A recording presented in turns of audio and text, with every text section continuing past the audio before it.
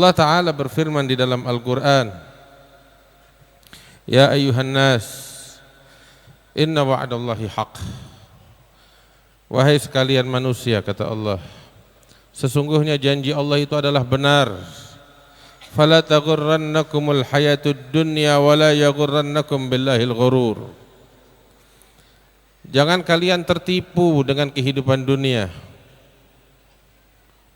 dan jangan kalian tertipu dengan rahmat kasih sayang Allah, namun juga kalian melupakan bagaimana siksa dan peringatan Allah yang amat pedih. Hadirin wal hadirat yang dimuliakan oleh Allah Subhanahu wa taala, banyak orang tertipu dengan apa yang nampak secara zahir di matanya.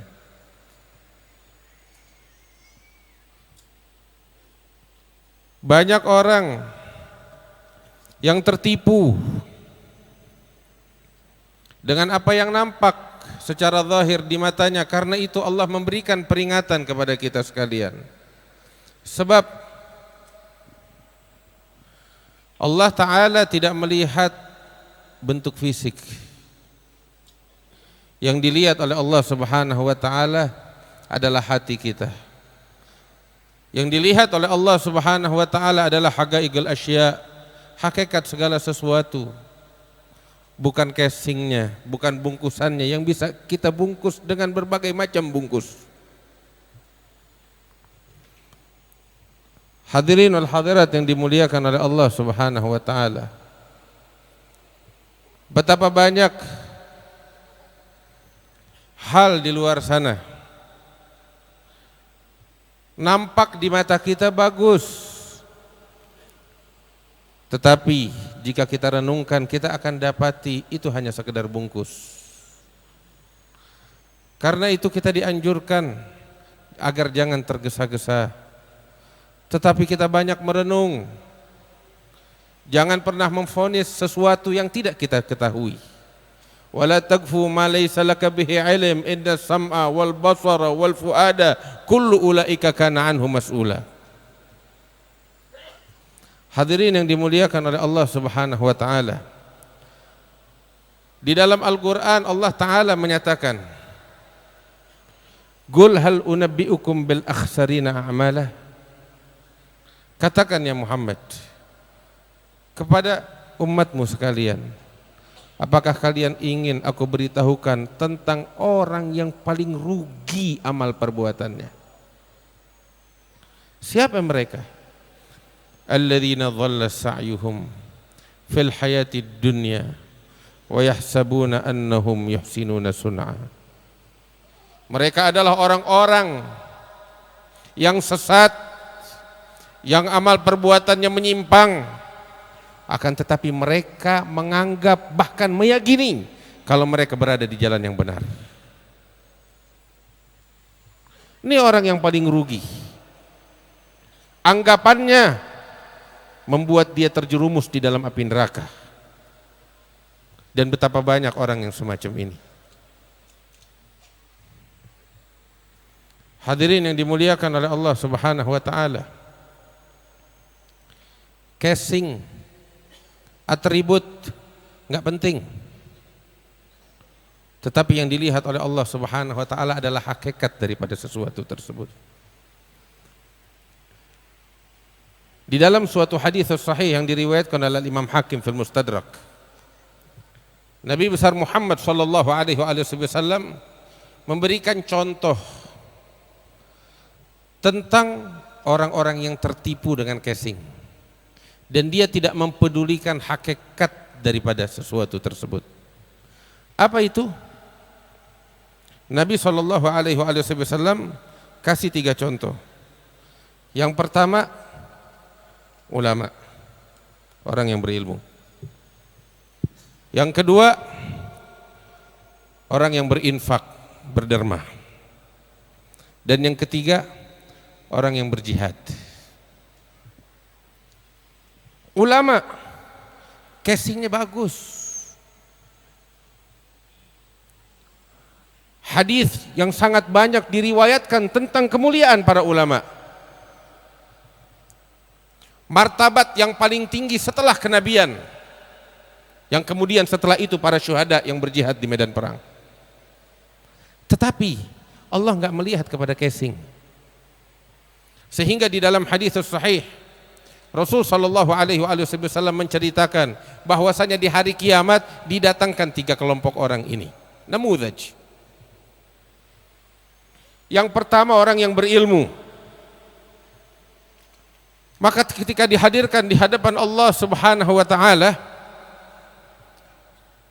Allah memperlihatkan kepada orang tersebut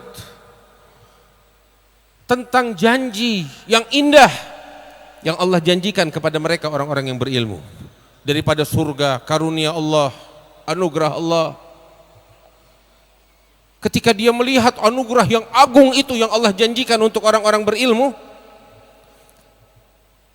dirinya nafsu pengen meraih itu di hari kiamat. Maka Allah katakan, engkau ingin ini semua? Iya. Apa yang engkau lakukan untuk meraih ini semua? Maka orang ini dengan bangga mengatakan, ya Rabb, ketika aku hidup di dunia, aku menuntut ilmu, aku belajar hingga aku menjadi ulama besar, tiada lain agar aku mendapatkan ridhamu dan anugerah yang besar yang engkau janjikan ini bagi orang-orang yang berilmu. Aku lakukan itu semua tulus karena engkau.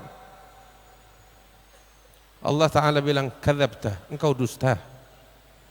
Lihat, dia tertipu dengan casing ilmunya. Tapi Allah Maha tahu, sebab Allah enggak lihat atribut dan casing yang dia punya. Dilihat hakikatnya. Allah Ta'ala bilang, kadzabta, engkau dusta. Engkau menuntut ilmu bukan untuk mencari ridhaku, tapi untuk kepentingan dunia. Untuk dibilang ini orang alim, ini orang yang hafal Quran, ini orang yang suci dan lain sebagainya, demi untuk mendapatkan martabat di mata manusia. Na'udzubillah. Lihat, bahkan ulama pun bisa ditipu dengan ilmu yang dia miliki. Dan orang yang semacam ini, itu diriwayatkan di dalam hadis, dibakar oleh Allah saat itu di dalam api neraka sebelum penyembah berhala. Mereka di dalam hadis itu disebutkan awal man tusa'ar bihimun nar. Orang-orang pertama yang dibakar di dalam api neraka. Siapa? Orang yang pakai atribut ilmu, ulama. Kenapa? Tertipu, ghurur dengan ilmunya. Penderma dipanggil. Diperlihatkan oleh Allah sama seperti sebelumnya, anugerah yang Allah janjikan untuk mereka di surga. Karunia Allah, surga, kenikmatan, karena dia orang-orang yang berderma di jalan Allah, berinfak, Allah menjanjikan untuk mereka anugerah besar. Setelah dia melihat surga, anugerah yang Allah janjikan untuk orang-orang yang berinfak di jalan Allah, Allah nanya, apa yang engkau lakukan di dunia untuk meraih ini? Dia bilang dengan bangga, ya Rabb, saya berinfak, setiap hari saya keluarkan harta saya untuk fakir miskin, untuk ini dan itu semuanya, tiada lain aku mengharap ridhamu.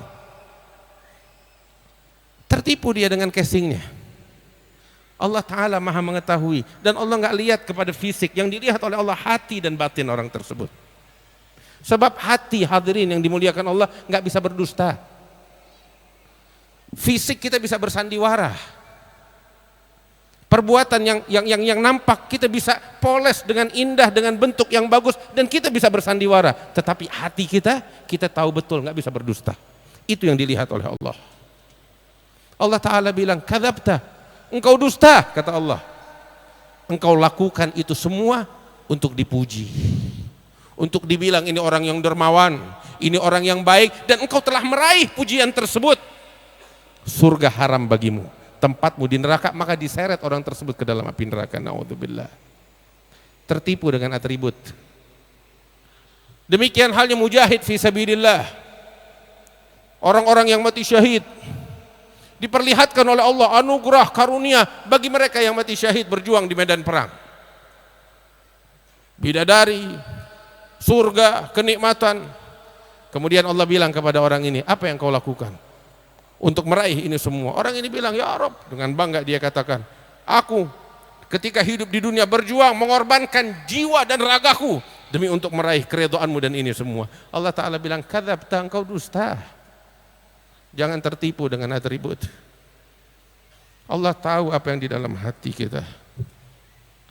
Allah Ta'ala bilang, enggak, engkau melakukan ini semua bukan untuk cari ridhoku, tapi engkau lakukan ini semua untuk dibilang, ini orang yang hebat, orang yang perkasa, pejuang. Na'udzubillah. Bukan untuk cari ridhoku. Dibakar di dalam api neraka sebelum penyembah berhala. Tahu, di antara orang yang tertipu lagi apa? Orang yang enggak peduli dengan mulut dan lisannya, dengan kezaliman kepada orang lain. Ghibain orang, provokasi orang, ngejelek-jelekin orang, ngezalimin orang, dia enggak peduli. Dalam suatu hadis Nabi SAW bilang, atadrun manil muflis minkum? Apakah kalian tahu orang yang bangkrut yang bagaimana? Sahabat ketika ditanya bilang, ya Rasulullah, orang yang bangkrut di antara kita adalah orang yang berdagang, ya, tapi dia gagal dagangannya, untungnya nggak ada, dia punya modal habis semuanya. Nabi bilang bukan itu, tetapi orang yang muflis, yang bangkrut adalah orang yang datang di hari kiamat dengan ibadah yang sangat banyak, datang dengan sholat yang banyak, puasa yang banyak, zakat, sedekah, haji dan lain sebagainya. Akan tetapi waqad syatama hadza, telah mencaci si fulan, memaki si fulan, ghibain orang, namimain orang, zalama fulan, wa daraba hadza, kata Rasul sallallahu alaihi wasallam. Dia pukul si fulan, dia zalimin si fulan, dia caci maki si fulan, kezaliman kepada orang. Maka orang-orang yang dizalimi itu mereka menuntut di hari kiamat. Dan saat itu dia harus membayar atas kezaliman yang dia lakukan. Harus dibayar. Bayarnya bukan pakai duit. Innama hasanatus sayyiat. Kebaikan yang pernah kita bikin atau keburukan. Dibayar. Diambil dari hasanatnya dia, dari sholatnya dia dibayar.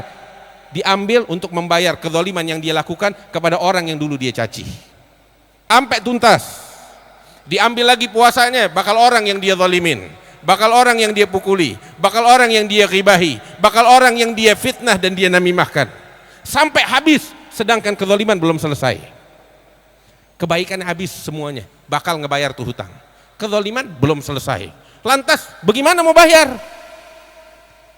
Dosa-dosa yang dilakukan oleh orang-orang yang dizalimi diambil semuanya, ditumpukan di atas timbangannya si zalim ini orang tersebut. Na'udzubillah. Sehingga datang yang tadinya bawa pahala amal ibadah besar, semuanya habis dan sirna, berubah dia memikul dosa-dosa yang dilakukan oleh orang lain atas karena kezaliman yang dia lakukan kepada orang-orang tersebut. Ini keadaan orang-orang yang tertipu. Makanya Al-Imam Al-Sya'rani beliau mengarang suatu kitab yang judulnya Tanbihul Mughtarrin. Tahu artinya Tanbihul Mughtarrin? Peringatan bakal orang-orang yang tertipu. Ada sekitar 300 halaman. Kita di sana baca dengan para asatidzah. Kalau kita baca tuh dalamnya, tahu apa isinya? Nasihat, peringatan sebagian besar kepada para ulama dan para sholihin.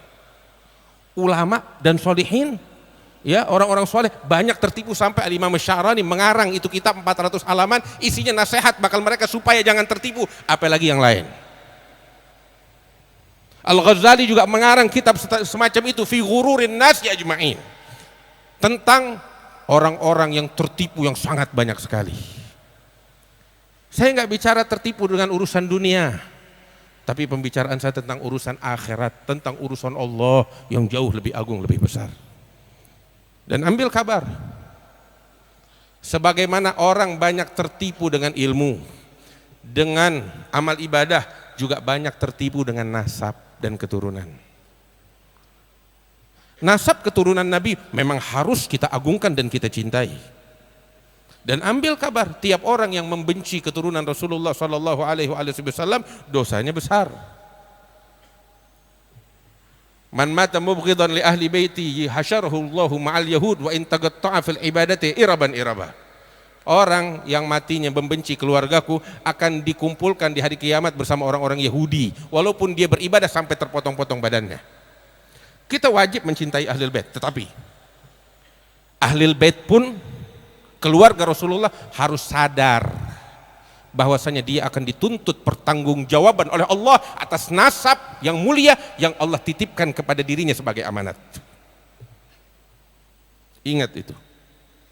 Allah Ta'ala bilang kepada orang-orang yang memiliki hubungan terdekat dengan Rasulullah Sallallahu Alaihi Wasallam. Siapa itu? Istri-istri beliau.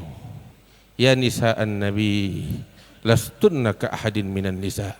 Allah Ta'ala bilang, wahai istri-istri Nabi, kalian tidak sama dengan wanita-wanita yang lain. Allah titipkan kepada kalian amanat yang besar yang akan dituntut pertanggungjawaban oleh Allah. Kita keluarga Nabi, kita diberikan nasab yang mulia sebagai amanat dari Allah. Al-Imam Al-Habib Abdurrahman Al-Masyhur, pengarang kitab Bughyatul Mustarsyidin, seorang ulama besar di masanya. Beliau bilang, apabila Al-Imam Abdurrahman As-Saghaf, pemimpin aulia di abad ke-7 Hijriah lebih kurang, saat ini dia hidup kembali dan ada di Masjid Jami', orang-orang semua datang ingin mengambil berkah dari beliau. Saya enggak berani. Saya lebih memilih untuk mundur di belakang, takut jumpa beliau. Dengan wajah apa saya bisa menghadap kepada beliau? Dan banyak orang-orang yang sadar akan tanggung jawab ini sebagai keluarga Rasulullah, nggak berani jumpa dengan Rasulullah. Hari kiamat menghadap Rasulullah bagaimana?